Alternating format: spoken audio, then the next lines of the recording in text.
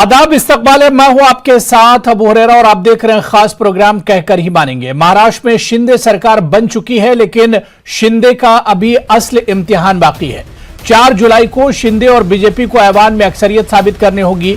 इसके अलावा जिस ड्रामाई अंदाज में महाराष्ट्र की नई सरकार इख्तिदार में आई है, ऐसे में एकनाथ शिंदे को कई चैलेंजेस का सामना रहेगा। यानी यह कहा जा सकता है कि महाराष्ट्र की सियासत में अभी ट्विस्ट बाकी है और अभी भी महाराष्ट्र की सियासत में एक तरह से पिक्चर पूरी तरह से खत्म नहीं हुई है। इसी पर हम चर्चा करेंगे। बहुत खास मेहमान मेरे साथ जुड़े हुए हैं। बहुत जल्दी अपने मेहमानों का आपसे तारुफ करा देता हूं। राकेश शेट्टी हैं, जो कि स्पोक्स पर्सन है महाराष्ट्र प्रदेश कांग्रेस कमेटी के। विनोद यादव साहब सीनियर जर्नलिस्ट हैं। एजाज देशमुख बीजेपी तर्जुमान है और हाजी हलीम खान साहब शिवसेना लीडर है। सभी मेहमानों का बहुत इस्तकबाल है न्यूज 18 उर्दू में। मैं सबसे पहले हाजी हलीम खान साहब आपसे ही शुरुआत करना चाहूंगा, क्योंकि क्या अभी आपको लगता है कोई उम्मीद नजर आती है 4 जुलाई को महाराष्ट्र की असेंबली में अक्सरियत साबित करनी है? क्या लगता है कि जो सरकार बनी है या शिंदे और बीजेपी जो ग्रुप है, इसे किसी तरह की परेशानी हो सकती है? के माध्यम से ये जो फ्लोर टेस्ट था, ये जो हमने पहले 16 एमएलए को निलंबित किया गया था, उसके लिए सुप्रीम कोर्ट ने 11 तारीख दे दी गई। आज हमने तत्कालीन सुप्रीम कोर्ट में सुनील प्रभु आपकी तरफ से अर्जी डाली गई, उसके लिए उड़ा दिया गया, नई सुनवाई की गई। तो ये पूरा का पूरा जो प्लान बनाया था बीजेपी का था। पर कभी आप नियम के हिसाब से जाए, पहले 16 एमएलए को निलंबित करना चाहिए, उसके बाद आप फ्लोर टेस्ट पे जाना चाहिए था। इनको पता था फ्लोर टेस्ट कभी जाते थे तो आधा एमएलए वापस शिवसेना गठ में आ जाते थे और उद्धव साहब के खिलाफ कोई वोट नहीं देता था। तो ये पूरा बिठा के सेटिस्फाइड किया गया है कैसे शिवसेना को महाराष्ट्र से खत्म किया जाए। पर ये कुछ दिनों की बात है, कहीं ना कहीं देर है अंधेर है, पर न्याय जरूर आएगा सुप्रीम कोर्ट से। जिस दिन 16 एमएलए दरखास्त होंगे और उसके बाद जो बच्चे एमएलए, यानी अब नंबर नहीं है, अब किसी तरह की उम्मीद नहीं है। 4 तारीख को फ्लोर टेस्ट होगा, अक्सरियत साबित करनी होगी। तो क्या लग रहा है कि शिवसेना और उद्धव ठाकरे या महाविकास आघाड़ी को कोई उम्मीद नजर नहीं आ रही है?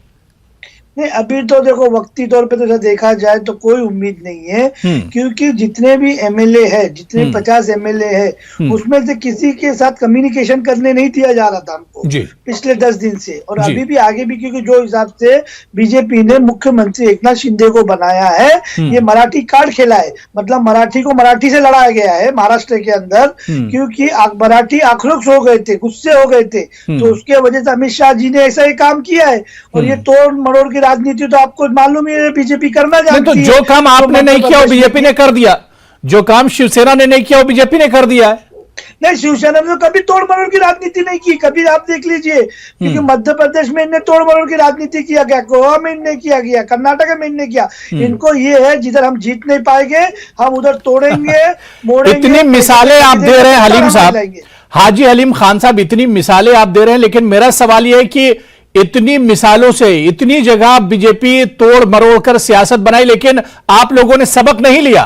अगर सबक लिया होता तो यह नौबत महाराष्ट्र में नहीं आती। नहीं, सबक ये था, सबक मतलब ये था बीजेपी का, तुम हमारे पास झुक जाओ और हमारे साथ सत्ता बनाओ। उद्धव साहब ठाकरे साहब जो एक अपने आप में ठाकरे का जो नाम आता है, ठाकरे कभी झुकता नहीं है।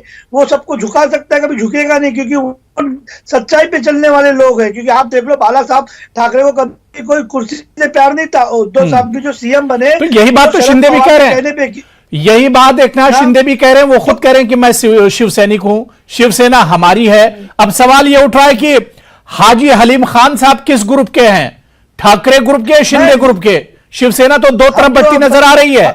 नहीं नहीं नहीं, पहली बात तो हम ये बताना चाहते हैं, हाजी हलीम खान ठाकरे ग्रुप के हैं और ठाकरे ग्रुप से ही नगर सेवक बने। आज जो हाजी हलीम खान जो नेता है और जो मुंबई के मार्केट गार्डन चेयरमैन है और आज जो नगर सेवक है, वो शिवसेना की टिकट से जीत के आए थे और ठाकरे साहब के नाम पे जीत के आए थे।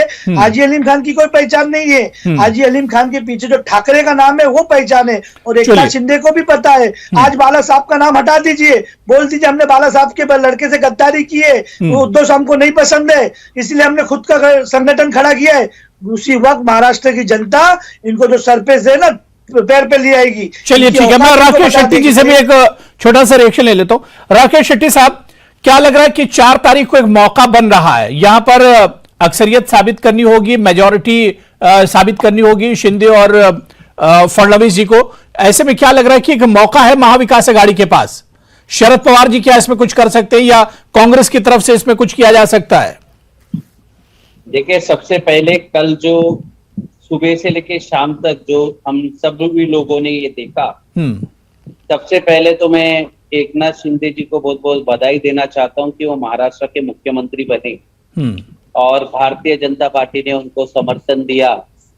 45 मिनट पहले तक देवेंद्र फडणवीस जी ने ये कहा कि मैं बाहर सरकार के रहकर इनको मदद और मार्गदर्शन करूंगा, और जब ऊपर से भारतीय जनता पार्टी के हाईकमांड के दिमाग में क्या था पता नहीं, उन्होंने फोर्स किया लिटरली देवेंद्र फडणवीस को कि आपके अंदर जूनियर जो मिनिस्टर थे एकनाथ शिंदे, उनके अंदर आप डेप्यूटी सीएम बनिए। और उसके बाद मजबूरी में आपने कल देखा होगा कि किस तरह देवेंद्र फडणवीस जी हो, गिरीश महाजन जी हो, इनका चेहरा देखिए, इनको रोने आ रहा था और बहुत मजबूरी में ये शपथ लिया कल उन्होंने। और अब ये देखना पड़ेगा, अभी तो देखिए उनको मुख्यमंत्री का शपथ दिला गया, उनको बहुत बहुत बधाई।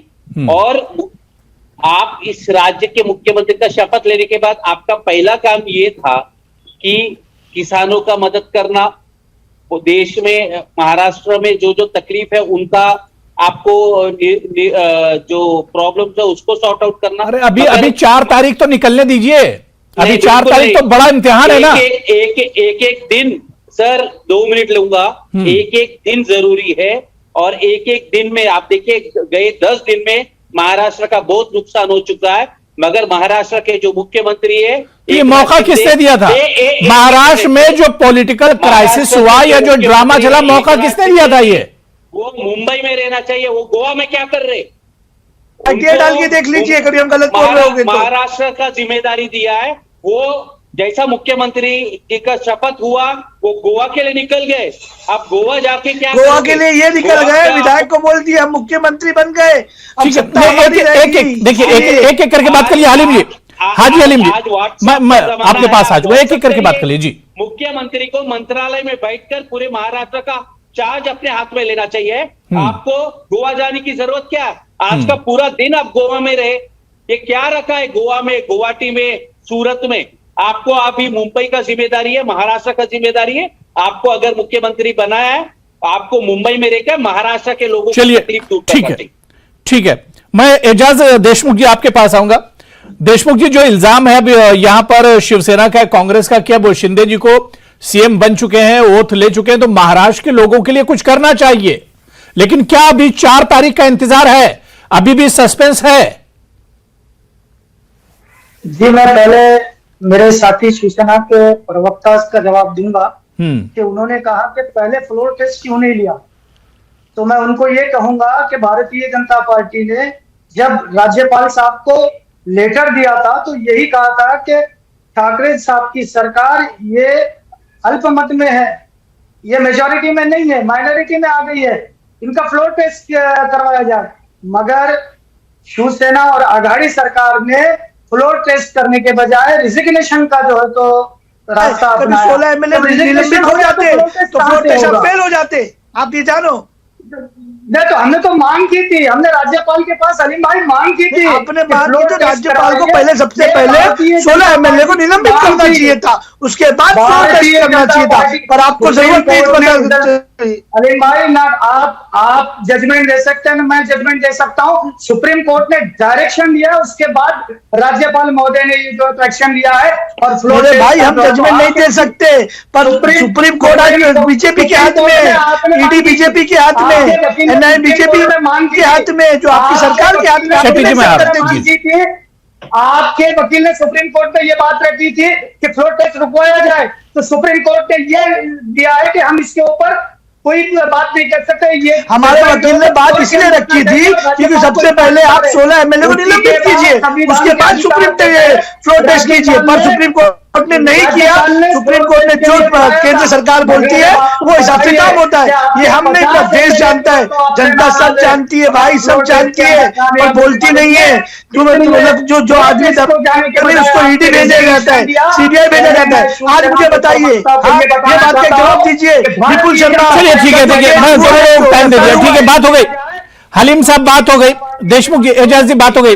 राकेश शेट्टी जी आप कुछ कहना चाह रहे हैं? बहुत छोटा सा रिएक्शन, मैं विनोद यादव जी आ रहा हूं। देखिए शेट्टी जी, जो फ्लोर टेस्ट की बात किया जा रहा है, मैं बहुत छोटे में इसको रखता हूं बात को। उद्धव ठाकरे जी ने जो निर्णय लिया बहुत ही समझदारी से और बहुत ही बेहतर निर्णय दिया। फेसबुक के द्वारा रिजाइन किया, क्योंकि आप जानते कि पूरे महाराष्ट्र में एक भावुकता और पूरे लोग भावुक हो गए थे, शिव सैनिक हो ये हो। मैं ये समझता हूं कि ये जो 40 आमदार है, इनके करीबन फ्लोर टेस्ट होता तो उनके 1000 कार्यकर्ता पकड़ लो, 40,000 लोग जनता रोड पे आती और शिवसेना के करीबन 3 से 4 लाख समर्थक रोड पे आते, तो पूरे मुंबई का वातावरण सीएम तो शिवसेना का ही बना है ना, खराब हो जाता। सीएम तो शिवसेना का ही बना है, शिवसैनिक ही है ना शिंदे जी। शिवसेना का नहीं बना है, गद्दार बना है, गद्दार। शिवसेना का होता तो उद्धव साहब का भी नाम देते तो हम मानते, वो शिवसेना का सीएम होता। शिवसेना का गठन पार्टी को पीठ पे खंजर भोंक के बनाया, वो सीएम को हम नहीं मानेंगे। अलीम जी एक मिनट में जवाब दे। जी बोलिए बोलिए भाई बोलिए। अगर शिवसेना का घटना अगर आप पढ़ते हो तो बाला साहेब जी ने जब शिवसेना का स्थापना किया था, तब वो जो घटना बनाए थे उसमें शिवसेना प्रमुख को पूरा अधिकार, member of parliament, MLA, gram panchayat, corporator, सबको अपॉइंट करने का और उनको डिसमिस करने का पूरा राइट शिवसेना का अध्यक्ष के पास है। तो इलेक्शन कमीशन बचा कहाँ आप शिवसेना के पास? 15-16 सिर्फ एमएलए रह गए हैं और शिंदे दावा कर रहे हैं कि 40 से ज्यादा एमएलए उनके पास है। तो अब उद्धव ठाकरे शिवसेना के पास बचा क्या है? नहीं सर, मैं आपको बचा नहीं है, पर पार्टी के जो प्रमुख है भाई, जो कह रहे हैं हमारे, वो एकदम सही बात है। जो कह रहे हैं पार्टी के जो प्रमुख है उनके हाथ में ये है, इसलिए तो हमने 16 एमएलए डिस्क्वालीफाई किया। हाँ ठीक है, आज 1/3 उनके पास है, 1/3। ठीक है शेट्टी जी बात पूरी कर लीजिए, जल्दी से बात पूरी कर लीजिए शेट्टी जी। एक मिनट, एक टेक्निकल बात है, अगर आपके दर्शक नहीं समझेंगे तो कोई मतलब नहीं होगा डिबेट का। देखिए ये पूरा अधिकार जो है वो उद्धव जी ठाकरे के पास है। अगर एकनाथ शिंदे जी बोलते कि मैं शिवसेना का मुख्यमंत्री हूं तो ये गलत है, क्योंकि आपके जो अध्यक्ष है उद्धव ठाकरे जी, इन्होंने आपको निलंबन करने का प्रस्ताव ऑलरेडी दे चुका है। तो आप कुछ भी हो सकते हैं, इंडिपेंडेंट हो सकते हैं, मगर आप शिवसेना के मुख्यमंत्री। चलिए ठीक है, अब उनको देखिए कुर्सी मिल चुकी है। अब वो शिवसेना हो ना हो वो बात अलग है। हालांकि बार बार जो बात कह रहे हैं कि हम बाला साहब की विरासत से हैं और बाला साहब के कारनामों को और उनकी रिवायत को आगे बढ़ाएंगे, शिंदे बार बार ये बयान दे रहे हैं। ठीक है, बात हो गई, बात हो गई। देखिए मैं दोबारा से आ रहा हूं, हलीम जी दोबारा से आ रहा हूं, शेट्टी जी मैं दोबारा से आ रहा हूं। एजाज देशमुख जी, अब जाहिर सी बात है कि महाराष्ट्र पिछले 2 हफ्तों से जिन मुश्किलात से और जो सियासी सूरत हाल है उससे जो गुजर रहा है, आवाम को बहुत सी परेशानियों का सामना भी करना पड़ा। सिर्फ सियासत होती रही और आवाम के काम एक तरफ रखे रहे। यानी अब यहां से कहा जा सकता है कि शिंदे और फडणवीस की अगर सरकार आती है तो आवाम को बहुत ज्यादा उम्मीदें होंगी। महाराष्ट्र के आवाम को कोरोना का दौर चल रहा है, कोरोना के केसेस फिर से बढ़ने लगे हैं और इसके अलावा महाराष्ट्र में बहुत से मसले हैं। बेशक ये युति हमारे महाराष्ट्र के तरक्की के लिए होगी। आपने देखा 2014 से 19 तक का आपने जो है भारतीय जनता पार्टी का दौर इख्तियार की हुकूमत का जो है तो दौर देखा है, उसमें कितने तरक्की हुई थी।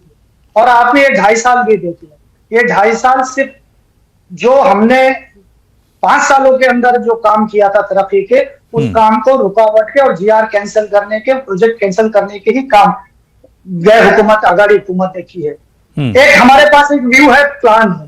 भारतीय जनता पार्टी के पूरे स्टेट देखिए, 2014 के 2019 का भी महाराष्ट्र का आप अगर हुकूमत का दौर देखेंगे तो पिछले 25 साल का दौर, और ये दौर आपको नजर आएगा कि 2014 से 2019 तक महाराष्ट्र में कई तरक्की के काम हो गए, चाहे वो रास्ते के बारे में हो, चाहे वो पानी के बारे में हो, चाहे वो सेहत के बारे में हो। और आपको डबल इंजन की हुकूमत रहेगी, क्योंकि केंद्र में भी भारतीय जनता पार्टी की सरकार और महाराष्ट्र के अंदर भी युति की सरकार। इससे महाराष्ट्र के तरक्की को एक नई राह मिलेगी। जो 2.5 साल से जो काम रुका हुआ है, ये तेजी से महाराष्ट्र को जो है तो तरक्की के राह पे लाने का काम देवेंद्र फडणवीस साहब और शिंदे साहब करेंगे। चलिए, पूरे राकेश शेट्टी जी कुछ कहना चाह रहे हैं। राकेश शेट्टी जी कह रहे हैं कि अभी तक जो महाराष्ट्र में काम नहीं हुआ, अब ये आने वाली सरकार करेगी। देश को पिछले 8 साल में कहां डाल दी बीजेपी गवर्नमेंट ने? आप ये बात का जवाब पूछिए। शेट्टी जी जवाब दे रहे, फिर मैं हाजी हलीम साहब आ रहा हूं, आपके पास भी आ रहा हूं जी। वही कह रहा हूं कि देखिए, जैसा जो बीजेपी की प्रवक्ता कहते हैं, हम भी वही चाहते हैं कि एकनाथ शिंदे जी और भारतीय जनता पार्टी का जो सरकार है वो अच्छा काम करे, ये उम्मीद है आपसे।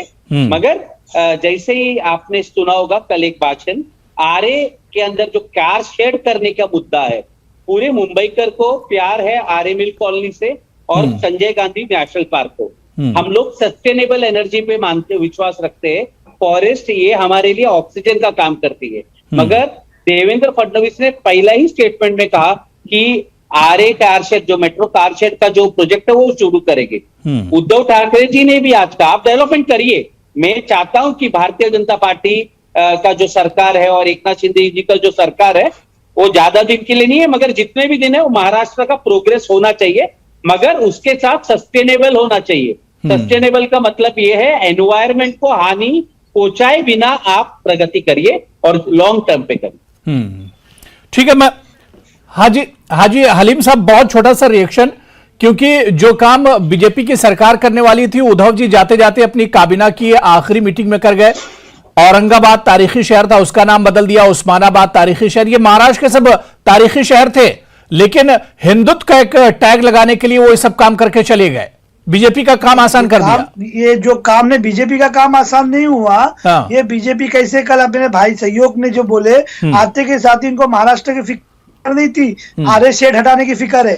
क्योंकि जहां मुंबई के अंदर देखा जाए, मुंबई पूरी कंक्रीट का जंगल माना जाता है, पूरा स्काई स्क्रेच बिल्डिंग पूरी कंक्रीट की है। उसमें ये जो आरए है ऑक्सीजन देने का काम करता है। और रही डेवलपमेंट की बात, कभी डेवलपमेंट देखा जाए जो मुंबई के अंदर कोस्टल रोड बन रही है, जो चर्चगेट से नहीं, जो लोग अब औरंगाबाद और उस्मानाबाद के जो लोग नाराज हैं, उसपे भी नाम बदलने से, उसपे भी आ रहा हूँ जी जी करने में, उसपे भी औरंगाबाद इस पे भी आ रहा हूँ। ये कोस्टल रोड जो बन रही है बिना किसी को को हानिकारक करे हुए जगह बनी। और औरंगाबाद की बात, जब औरंगाबाद का जो पास हुआ है, जो लास्ट कैबिनेट के अंदर, उसमें एक मत में कांग्रेस भी साथ में थी और राष्ट्रवादी भी साथ में थी। इसके लिए साथ में थी क्योंकि आने के बाद बीजेपी गवर्नमेंट इसको लेके एक मुद्दा बनाती थी और दिखाती थी। हमने देखो औरंगाबाद का नाम बदल के संभाजी नगर कर दिया। जो पूरे देश में हिंदू मुस्लिम की राजनीति थी वही महाराष्ट्र में दिखाती थी। जो महाविकास आघाड़ी थी, जो ठाकरे सरकार थी, मतलब बीजेपी का काम उद्धव ठाकरे कर दें तो वो सही है। बीजेपी का काम ठाकरे कर दें तो सही है। नहीं, बीजेपी का ये तमाचा मार के किया गया है, क्योंकि इनके लिए मुद्दा नहीं छोड़ा गया। नहीं तो यहाँ के मुद्दा यही करते। इनके पूरे देश में जो राजनीति चल रही है, हिंदू मुसलमानों के लिए कोई बड़ा ऐलान कर देते। आखिरी काबीना की मीटिंग में, कैबिनेट की मीटिंग में मुसलमानों के लिए कोई बड़ा ऐलान कर देते। मुसलमान तो वहां पर रिजर्वेशन के लिए लड़ाई लड़ रहे हैं। नहीं, आप ये बात कर रहे हैं, कभी देखा जाएगा। आपको एक चीज बता दी जाए, जब गोंगे का ये विषय आया, जो पूरे महाराष्ट्र में, तो उद्धव साहब जैसे इंसान ने इसको अच्छे से हैंडल किया। बाकी आप यूपी देख लीजिए, यूपी में क्या हुआ। यूपी में अपने हाथ से देखिए, आप भी एक पत्रकार है कि नहीं? ठीक है, विनोद यादव जी हमारे साथ जुड़ चुके हैं, बहुत देर से वेट कर रहे हैं। विनोद यादव जी, सर मेरी आवाज आ रही है? विनोद यादव जी, विनोद यादव जी मुझे सुन पा रहे हैं सर? शायद मेरी आवाज नहीं जा रही विनोद यादव जी तक। मैं दोबारा से एजाज देशमुख जी आपके पास आना चाहूंगा। एजाज देशमुख जी, मुसलमानों, महाराष्ट्र की बात करते हैं तो मुसलमानों के यहां पर बहुत से मसले, और अब जो नाम उद्धव ठाकरे जी बदल के गए, आप देखिए कि औरंगाबाद में भी काफी प्रोटेस्ट हो रहा है और लोग मांग कर रहे हैं, और इसी तरह से उस्मानाबाद में। क्या मुसलमान और जो माइनॉरिटीज हैं उनके राइट्स का पूरा हक रखा जाएगा इस सरकार में? क्योंकि फडणवीस जी आते ही अपनी पहली प्रेस कॉन्फ्रेंस में कहते हैं कि वो हिंदुत्व को और मजबूत करेंगे, हिंदुत्व को आगे रखेंगे। ये हिंदुत्व का मतलब कोई हिंदू मुस्लिम की दुश्मनी नहीं है। जो महाराष्ट्र और हिंदुस्तान में रहते हैं, हर समाज का, व्यक्ति का विकास होना चाहिए, यही हिंदुत्व का विचार है। इसी विचार को लेकर भारतीय जनता पार्टी ने मुसलमानों के लिए भी 2014 से 2019 तक कई काम किए। आपने देखा होगा कि 92,000 एकड़ जमीन महाराष्ट्र में वक्फ बोर्ड की है, उस पर किसके कब्जे है? उस 92,000 एकड़ जमीन के जो मालक वक्फ बोर्ड है उसकी हालत इतनी खस्ता है कि वहां 142 लोगों की जगह थी, वहां सिर्फ 26 लोग काम कर रहे हैं। पूरे जमीनों पे अतिक्रमण है, कब्जा जात है। बड़े तो अब उस पर काम होगा, उस पर अब काम होगा, मैं वही कह रहा हूं, वक्फ बोर्ड के इस मसले पर काम होगा।